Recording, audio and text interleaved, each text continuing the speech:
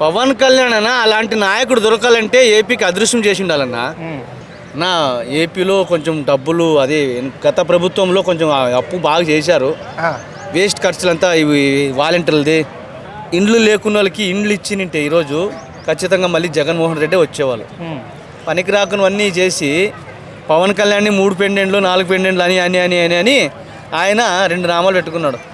పవన్ కళ్యాణ్ లేకపోతే ఇప్పుడు టీడీపీ వచ్చేదా లేదు కదా, అసలు రానేది కాదు. ఇది 420 సీఎం అంటే గూగుల్లో కూడా సెర్చ్ చేస్తే ఎవరు వస్తారు? ఫస్ట్ అధికారం అనేది ఆయన చేతిలో వస్తే ఎక్కడ చూసినా పవన్ కళ్యాణ్నే ఉంది, అంతే. అట్లుంది. అంటే ప్రజలు తెలివైన వాళ్ళు అంటారా? ఖచ్చితంగా తెలివైన వాళ్ళు. రాజకీయాలు ఎలా ఉన్నాయో చెప్పండి. ఇప్పటివరకు అయితే బాగానే ఉన్నాయి. గత కొన్ని రోజుల నుంచి కొంచెం పోయింది. అంటే ఏ విషయంలో?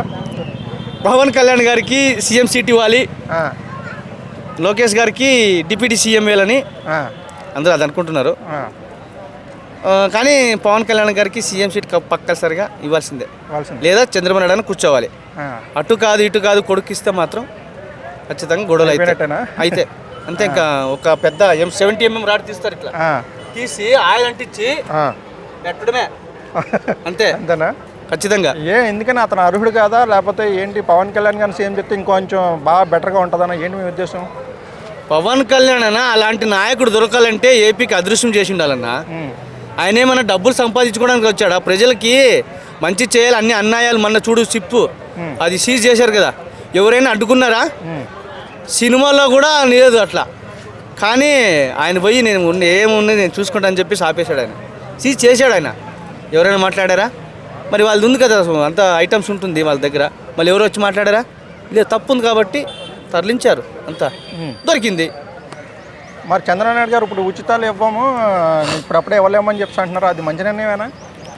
నా ఏపీలో కొంచెం డబ్బులు అదే గత ప్రభుత్వంలో కొంచెం అప్పు బాగా చేశారు. వేస్ట్ ఖర్చులంతా ఇవి వాలంటీర్లది, తర్వాత వ్యాన్లు, రేషన్ అదే బియ్యం వేసే వ్యాన్లు, మళ్ళీ తర్వాత ఇంకా పనికి రాకుండా 45 ఏళ్ళకి ఏం పెద్ద వయసు కాదు వాళ్ళకి. 18,000 సంవత్సరానికి 18,000 అది ఇచ్చేది. వాళ్ళకేం శాత కాదా? లేదు కదా, శాత అవుతుంది. ఆ రోజు ఖచ్చితంగా ఆ డబ్బులు ఇవ్వకుండా ఇండ్లు లేకున్న వాళ్ళకి ఇండ్లు ఇచ్చినింటే ఈరోజు ఖచ్చితంగా మళ్ళీ జగన్మోహన్ రెడ్డి వచ్చేవాళ్ళు.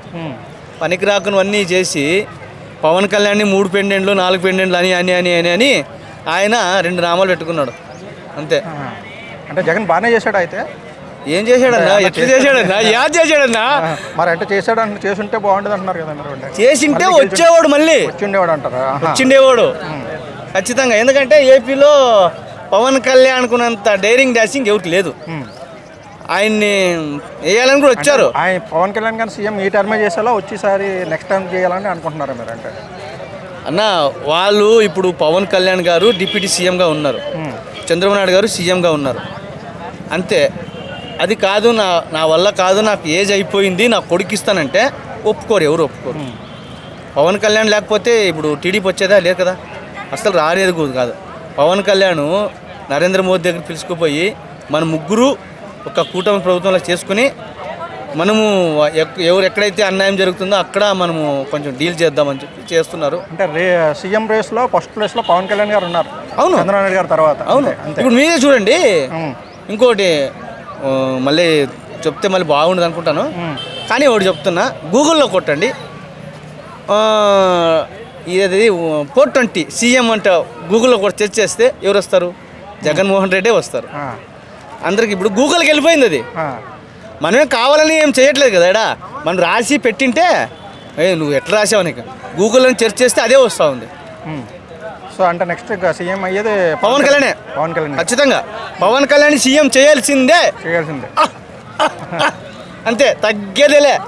పవన్ కళ్యాణ్కి ఎవరికి తగ్గేదేలే, ఎవరికి భయపడేదేలే. అంటే మరి ఆయన సీఎం అయితే ఈ ఉచితాలు అయ్యి కంటిన్యూ చేస్తారంటారా? ఆయన చెప్పిన సూపర్ 6 అయ్యి కంటిన్యూ అవుతాయంటారా? ఫస్ట్ అధికారం చేతిలోకి రావాలి, వస్తే అప్పుడు చూపిస్తారు. ఫస్ట్ అధికారం రావాలి. ఆలు లేదు సూలు లేదు, కొడుకు పేరు స్వామిలింగ్ అంటే ఎట్లయితే అవ్వదు కదా. ఫస్ట్ అధికారం అనేది ఆయన చేతిలో వస్తే అప్పుడు ప్రజలకి ఏం చేయాలి, ఏం చేయకూడదు, ఇది మంచిదా కాదా అని చేస్తాడు ఆయన.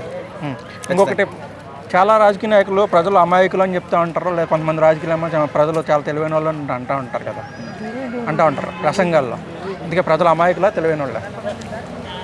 ప్రజలు అమాయకులు ఏంటంటారన్న, ప్రజలు అమాయకులు అయితే ఇది అసలుకి వాళ్ళు ఆలోచించే పవన్ కళ్యాణ్ గారిని గెలిపించారు.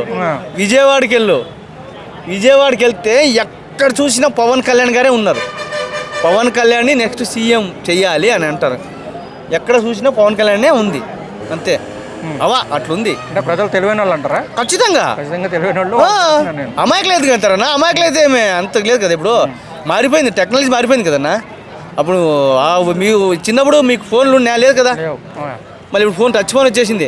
ప్రపంచం ఇప్పుడు ఇంటర్నెట్ ఉంటే దాంట్లో మొత్తం ప్రపంచమే చూడొచ్చు మొబైల్లో. మారిపోతుంది అన్న, ఏం లేదన్న. ఇప్పుడు అంటే ప్రజల్లో కొంచెం ధర్నాలు, రాస్తారోకాలు లాంటివి ఏమీ చేయట్లేదు. పవన్ కళ్యాణ్ సీట్ ఏమైనా కలిగితే మాత్రం ధర్నాలు గిర్నాలు ఏమైతే తెలియదు, కానీ రాడైతే దింపుతారు, ఖచ్చితంగా దింపుతారు. అంటే అప్పుడు మాత్రం ప్రజలు బయటకు వస్తారంటారా? ఖచ్చితంగా ఏడాడో బయటకున్నారు, అంతా ఉన్నారు. ప్రస్తుతానికైతే ఊరికి మామూలుగా టీవీల్లో ఈ న్యూస్ల్లో మాట్లాడుతున్నారు, అంతేగాని పవన్ కళ్యాణ్ సీట్ మాత్రం గెలికితే 70 mm రాడే. అది ఏది ఆముదాల నూనె అంటిస్తారు. తెలుగుదేశం నాయకులు తప్పుడు స్టేట్మెంట్లు ఇచ్చారంటారా? తొందరపడ్డారు వాళ్ళు. ఎవరైతే ఈ పవన్ కళ్యాణ్ నారా లోకేష్ డిప్యూటీ చేయాలన్నారో వాళ్ళు తొందరపాటు నిర్ణయం అంటారా? అది ఏదో నోరు జారారేమో తెలీదు.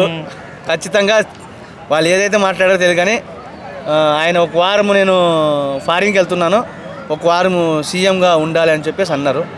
అంటేనే జనాలు కూడా ఇంకా సీఎం చేస్తే ఈయన మంచి చేశాడంటే ఖచ్చితంగా అది అయిపోవచ్చు, చెప్పలేము. ఓకే.